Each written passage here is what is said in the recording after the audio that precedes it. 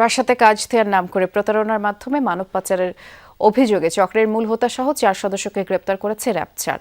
সকালে এক ব্রিফিংয়ে র্যাব জানায়, গত 17 ডিসেম্বর দারুসালাম থানা এলাকার SRM ওভারসিজ লিমিটেড নামের একটি প্রতিষ্ঠানে অভিযান চালিয়ে তাদেরকে আটক করা হয়।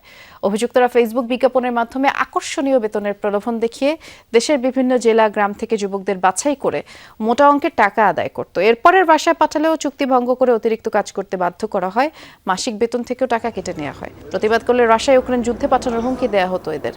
র্যাব জানায়, এই চক্রের মাধ্যমে আগে পাঠানো 4 বাংলাদেশি যুদ্ধে নিহত হয়েছেন বলেও তথ্য পাওয়া গেছে।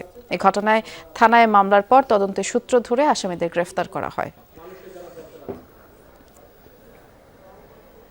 থাকা খাওয়ার ব্যবস্থা সবকিছু কোম্পানি বলছে, কিন্তু আমার স্যালারি আমার অ্যাকাউন্টে ঢুকে না। আমার স্যালারি 3rd হিসাবে আসে। অফার করে যে তুমি যুদ্ধে চলে যাও, যুদ্ধে গেলে অনেক টাকা বেতন পাবা, এবং আরেক পর্যায়ে বলে যে না হয় তোমার বাংলাদেশ যেতে হবে। গ্রুপ অনেক বড়, অনেক টাকা পয়সার মালিক তারা।